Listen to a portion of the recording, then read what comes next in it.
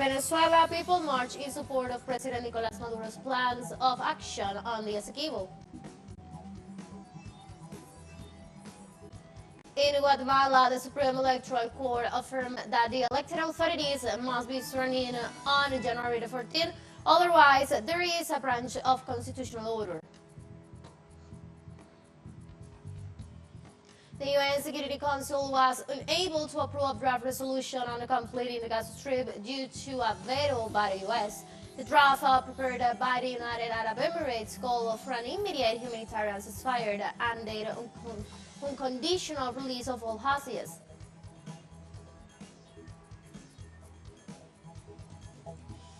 Hello, welcome to From the South. I'm Ana Marrero from the teleSUR headquarters in Caracas, Venezuela. Will you be with news? Stay with us.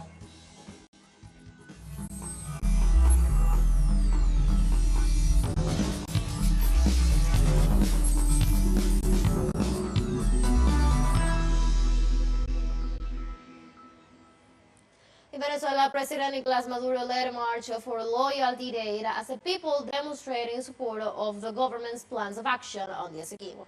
This Friday, on the Day of Loyalty and Love in the country, citizens marched for the fine arts to the Palace of Miraflores. The demonstrators are shown with the flag of Venezuela, banners in defense of the Essequibo, and the new map of the nation implemented in the schools. The Venezuelan leader rejected foreign interference, especially out of the United States government, regarding the legal procedure on Essequibo, and assured that his people will never kneel before the empire. The U.S. Secretary of State also said that Venezuelans must accept the arbitration award of 1899. Do we listen to the empire or to the people? What do? I just kneeled on the empire. I will never surrender to the empire. We will never surrender to the U.S. imperialism.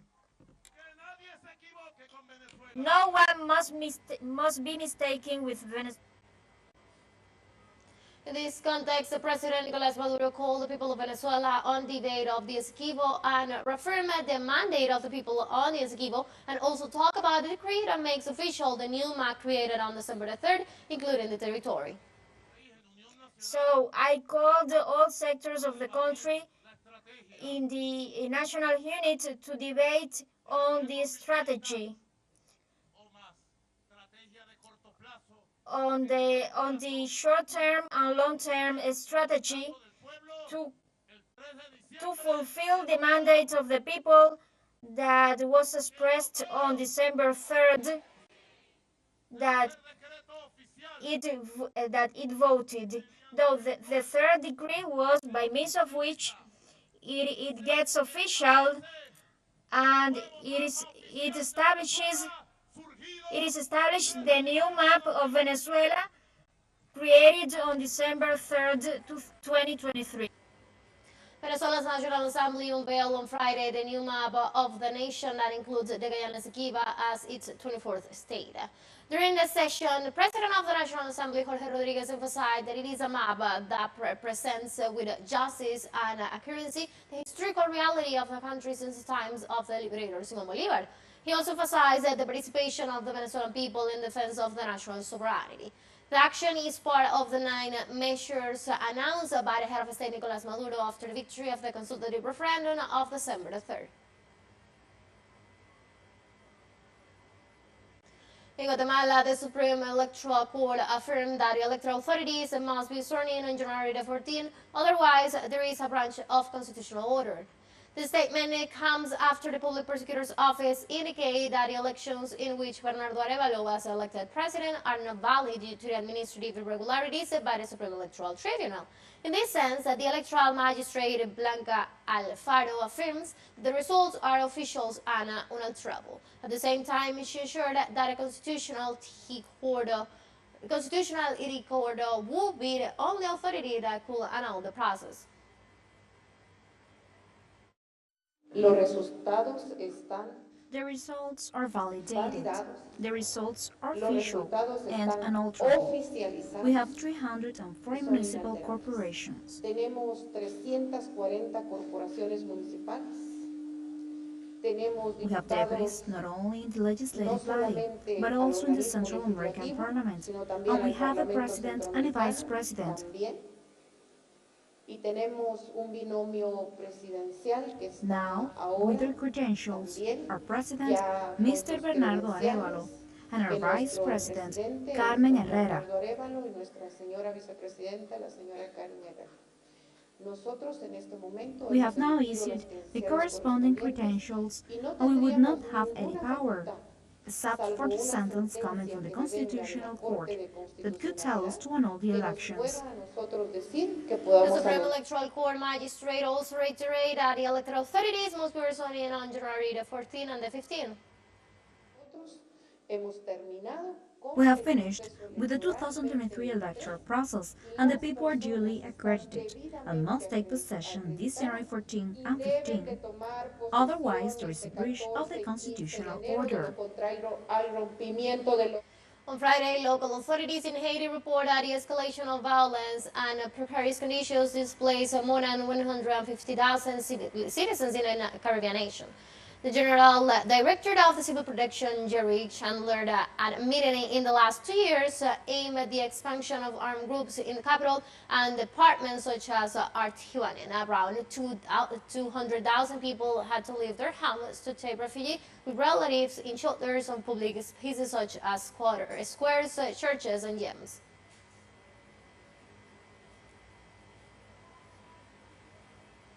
Let's take a very short break, but remember you can now join us on our TikTok account at teleSUR English, where you'll be able to see news in different formats, news updates, and more. Stay tuned for more news.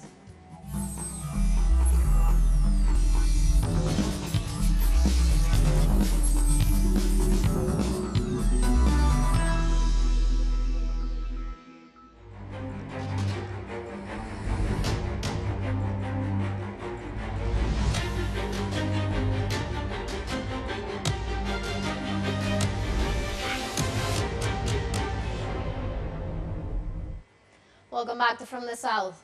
The United States vetoed on Friday the United Nations Security Council resolution that would have called for an immediate ceasefire in the intense fighting between Israel and Hamas in Gaza. The veto took place after the Security Council held an emergency meeting to discuss the catastrophic situation in Gaza. The United States Deputy Representative at the UN, Robert Wood, said the resolution was divorced from reality and will be a recipe for disaster. This follows Wednesday's urgent letter by Secretary General Antonio Guterres urging the body to help end what he called a carnage in a world battering conclave through a lasting humanitarian ceasefire. During the debate, Palestinian representative to the United Nations, Riyad Mansour, reiterated that those against the extermination of the Palestinian people have to be in favor of a ceasefire and said that the law must be implemented by everyone. Save lives. Save lives. Save our lives and their lives. Heed that call by billions around the world, by an overwhelming majority of states from across the globe. Let the most noble human instincts carry us, the instinct to preserve life. There is no role more important for this council than to save civilian lives. 2.3 million Palestinians are fighting for their lives as we speak every single day. We call on you in the name of humanity, in the name of justice, in the name of peace, to vote for a ceasefire by supporting the resolution presented by the United Arab Emirates as Arab representative on the Security Council. Israeli troops force Palestinian citizens to leave United Nations shelter in the Gaza Strip. The United Nations Agency for Palestine Refugees announced that it evacuates 4 of its shelters in the town of Khan Yunis out of the Gaza Strip by order of the Israeli army. The agency said more than 1 million Palestinians have been displaced for the 94 centers belonging to the agency.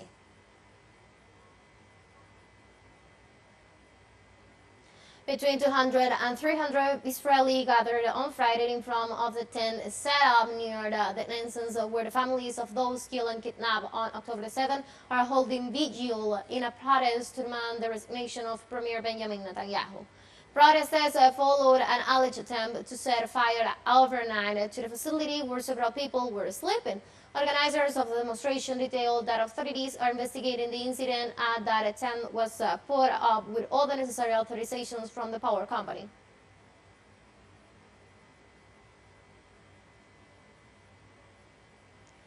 Thousands of Yemenis in the Houthi rebel-controlled capital of Sanaa demonstrated on Friday in solidarity with the Palestinians in the Gaza Strip. We continue to support Gaza and the Palestinian cause and are ready for all options. And we say to the commander that we have authorized you in all the decisions that you implement against the Israeli enemy in preventing Israeli ships from entering the Red Sea and the Arabian Sea. We stand alongside our brothers in Palestine, Gaza and Jerusalem. We are stationed in the field of preparation to be mujahideen for the sake of God. The World Food Programme warned on Friday about looming famine in Gaza after a survey showed that most of its inhabitants were frequently without food. According to a recent phone-based survey conducted by the United Nations body, the alarming food security situation is only getting worse as the conflict goes on. The study shows that between 83 and 97% of families are not consuming adequate food. As many as 90% of households in some areas report spending a full day and night without any food at all, some for as many as 10 of the last 30 days. The ongoing shelling and fighting have made the distribution of aid almost impossible, reducing the number of places where life-saving assistance can be provided and putting hundreds of thousands at risk of being cut off from any form of relief. People are really desperate, and there is fear in the air. There is fear in the children's eyes that we see, and you can almost smell the fear. They don't know where to go. They have nowhere to stay, and we have no answers for them. And that's the most frustrating part, really, of being here, not being able to help. About half of the population in Gaza are starving, and the needs that we are meeting is really nothing. The humanitarian operation is collapsing. With the chaos, with this active fighting, it's not possible to do the work that is needed to meet these massive needs. And so we need supplies at a completely different scale. We need to be able to deliver them safely. And we need to also be able to cater to our teams, to rotate our teams out and in. As I said, they're living this crisis while they're also trying to address it. It's an unsustainable situation altogether. Let's take our last break, but before we invite you to join us on our WhatsApp community for our English-speaking audience, you can scan the QR code on the screen to join directly and share the link to reach more people. Constant news coverage of Latin America and the Caribbean, as well as the rest of the world. Stay connected and informed with teleSUR. One final short break, don't go away.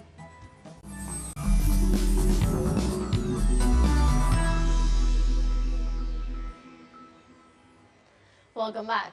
Over 250 South Sudanese soldiers left on Friday the Democratic Republic of the Congo's east. The contingent left 3 routine throughout the day, according to a military source. The soldiers took off from Goma and bound for Juba. After the Kenyans, the South Sudanese are the latest group from an East African community regional force to withdraw from the Eastern Democratic Republic of the Congo. The regional force includes Uganda and Burundi and leaves it in the coming weeks.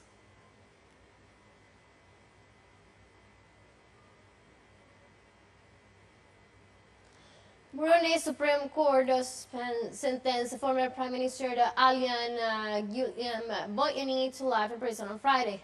The judicial source said that he was convicted on charges including attempting to overthrow the government's illicit enrichment and destabilizing the economy. The former general was named minister in July 2020, then dismissed in September 2022.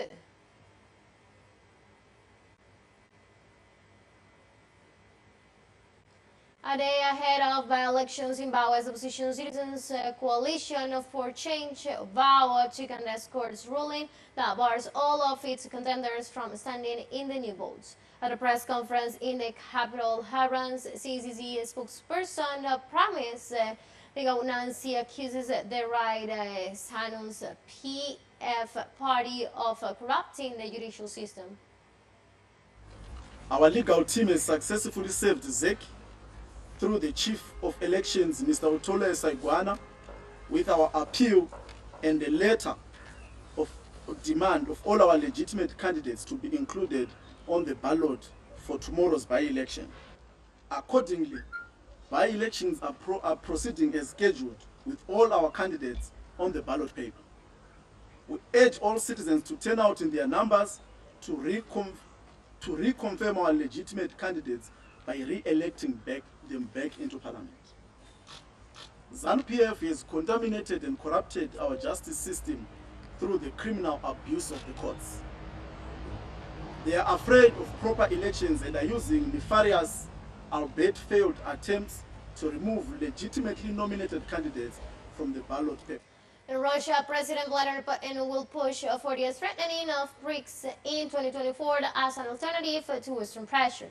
The president said that they will make every effort to enhance the role of the partnership in solving the current issues on the global agenda, and will strive to strengthen a comprehensive strategic partnership within the BRIC framework.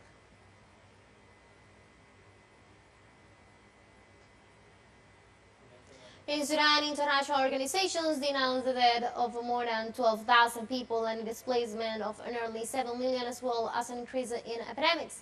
The World Health Organizations warned of an increase in measles, dengue fever, and cholera throughout the country after 8 months of armed confrontations between army and paramilitaries. Mohammed Taufid Marshall, World Health Organization representative in Sudan, said that cholera outbreaks have already occurred in 9 states and measles cases have been reported in 11 states, as well as more than 6,000 cases of dengue fever. We have come to the end of this brief, but before saying goodbye, we want to thank our Caribbean audience, especially the audience of Trinidad and Tobago. We are pleased to share our newscast and contribute to provide alternative news sources of the latest world events. You can find these and many other stories on our website at telesurenglish.net, and also on our socials from Facebook, on X, and on Instagram as well. For telesur English, I'm from the South, Omar Marrero. Thank you for watching.